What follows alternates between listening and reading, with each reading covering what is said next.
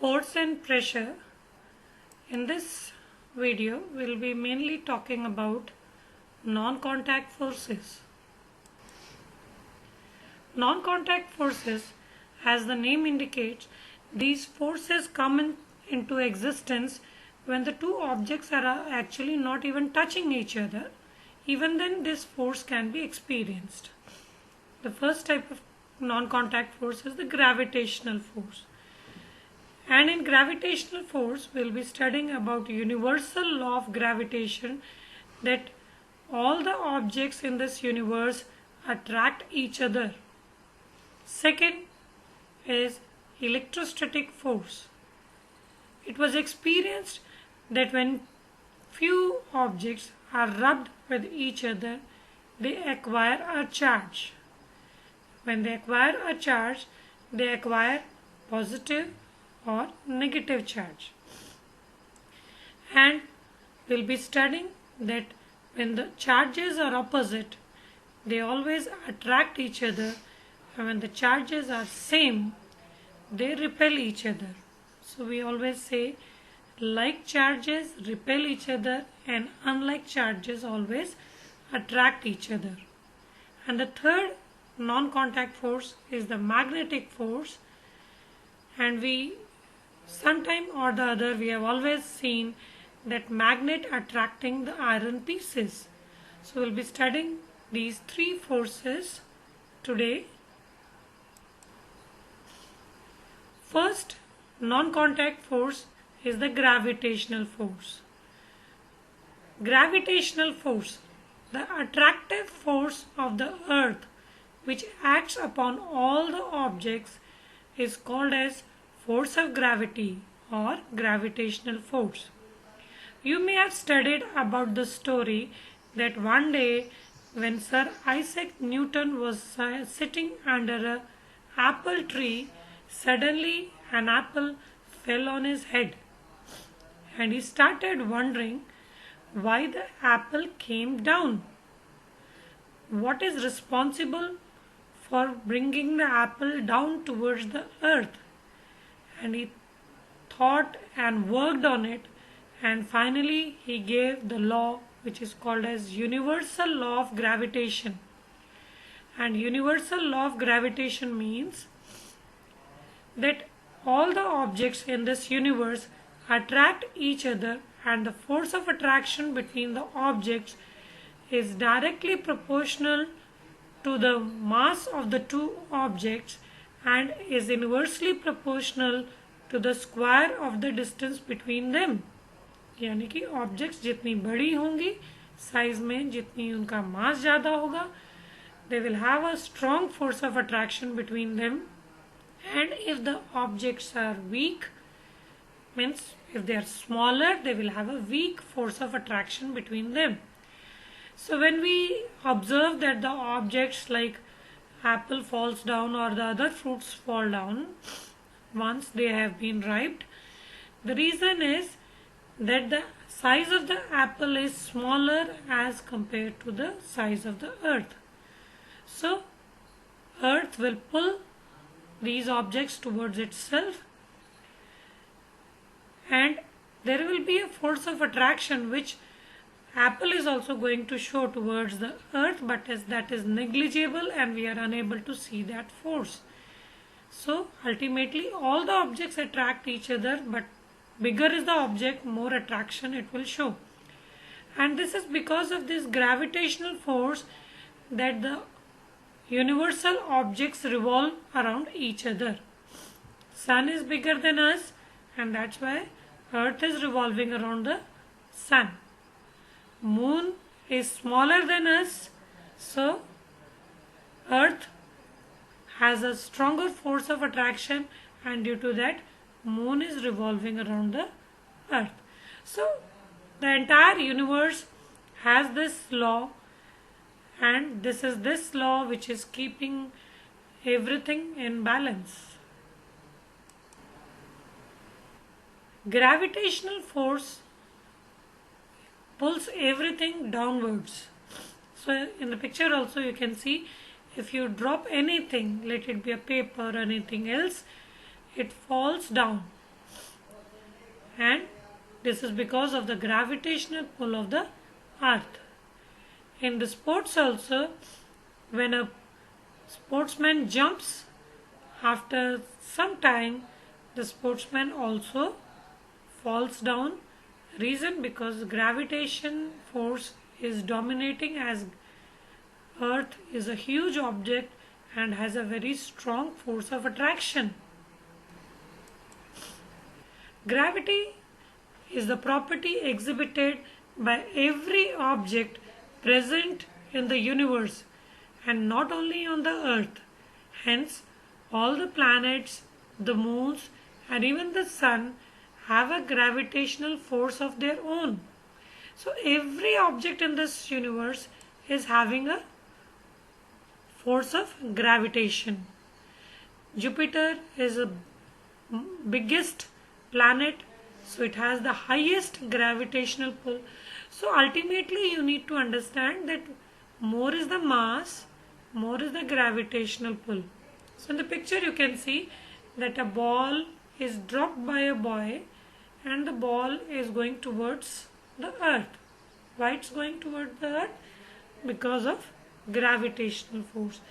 Similarly, when we pick up anything, we are picking up a bucket of water, though we are using our muscular force, but simultaneously gravitational force is also acting on it, and that due to this reason the muscular force should be greater than the gravitational force. Only then you can pick up the objects. Next non-contact force is electrostatic force. The force exerted by a charged particle is called as the electrostatic force. But how does these objects get charged? So there are different situations in which objects get charged. This is a very common experience done by all the students in their lifetime, that they rub their hairs with a plastic scale, and when they rub their hairs with a plastic scale, the plastic scale gets charged and starts attracting the small pieces of paper. So why does this happen? If you don't rub that plastic scale with your hairs, then it's not going to attract. Actually, when you rub the two objects like your dry hairs and the plastic scale, they get charged. There is a movement, or there is a transfer of charges from one object to the other. So whichever object loses electrons becomes positive, and whichever object gains electron becomes negative. We know that like charges always repel each other and push each other away. Like means same. When the two objects will have same charges, they are going to repel, एक दूसरे से दूर जाएंगी वो. Similarly, opposite charges always attracts and pulls each other towards themselves. कि अगर उनके charges opposite होंगे, then they are going to feel an attraction. So in the picture you can see that in the first picture, these are two bodies having positive charge and they are feeling a force of repulsion. So they are moving away from each other, repulsion. Again same charges, negative, again repulsion. So whether it is positive or it is negative, as the charges are same, they will feel a force of repulsion. If the objects are neutral, means if they are not having any charge, then they will not feel any repulsion or any attraction at all. But if the charges are opposite, then there will be a force of attraction which is going to bring them together. So even if they don't touch it, even then there is a force of attraction and repulsion depending upon the charge. So let us study one more example of electrostatic charges. Here you can see that a lady is rubbing a balloon with her hairs. So you can see in the picture that the hairs are now becoming positively charged and the balloon is becoming negatively charged. So when you are going to bring this balloon close to small pieces of paper, the paper starts sticking to the balloon. What has happened actually? Due to rubbing, the two objects have got charged. Hairs are now positively charged and the balloon is negatively charged. But the papers were not rubbed at all. So, papers are neutral, whereas the balloon is negatively charged. There is always a force of attraction between a charged body and a neutral body. If a body is negatively charged or positively charged, in both the cases it is going to show a force of attraction towards a neutral body. So this thing you have to remember, that first thing is that if the charges are same, they will repel. If the charges are opposite, they are going to attract. If the objects are neutral, both the objects are neutral, no attraction, no repulsion at all. Next, if one object charged and the other is neutral, in that case also there will be an attraction. If it is a positively charged and other is neutral, attraction. If one is negatively charged and the other object is neutral, even then attraction. So when you do the activity of rubbing the plastic scales, in that case the bits of paper are neutral because you have not rubbed your paper with anything. So in that you have already understood that a charged body always attracts a neutral body. Next non-contact force is the magnetic force. The force exerted by any magnet. So magnets attract few objects and they are iron, nickel and cobalt.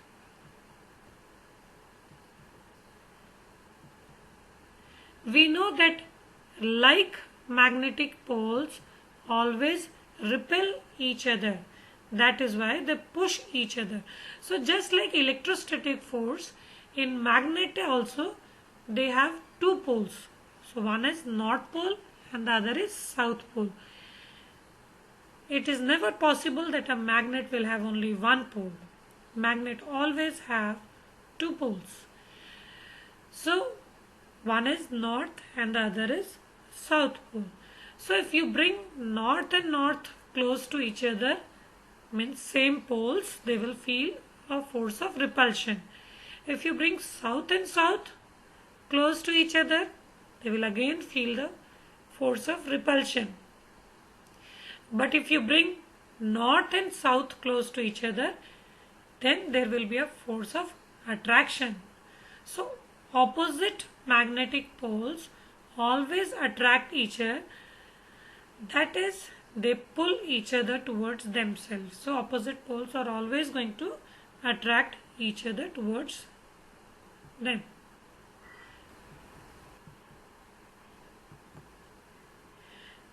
So in this picture you can clearly see that magnet has two poles, south and north. So one of the end is going to behave as a south pole and the other is going to behave as a north pole. And around a magnet there is a magnetic field. It's invisible. We can't see with our naked eyes. So these lines are actually magnetic lines of force. And due to this magnetic lines of force, there is a magnetic force around every magnet. So as in the picture you can see that the lines are very close. Over here means near the poles. Both the poles you can see that the magnetic lines are very close. So in whichever area the magnetic lines of force are more, or we can say closer, will have a stronger magnetic pull. And the portion of the magnet having magnetic lines of force very far away will have a weaker force of attraction. So poles always have a stronger magnetic pull. Now let's look at this picture. So in this, green arrows indicate magnetic force. So you have to understand that the green arrows are showing this. So could you see in this picture that the forces Which type of force is over here? Attractive force. Why? Because the opposite poles are facing towards each other. So as opposite forces are facing towards each other, so there will be a force of attraction. So opposite poles attract each other. Now when we bring same poles, then they repel each other. So there is a repulsion force. But if you tilt, they are going to turn the magnet in some other position, then there will be a rotation, because they will try to experience a force of repulsion or attraction depending upon the position in which you have kept your magnets.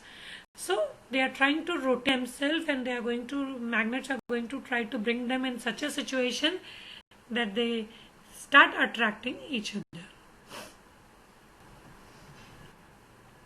So that's all in this topic of non-contact forces. Thank you.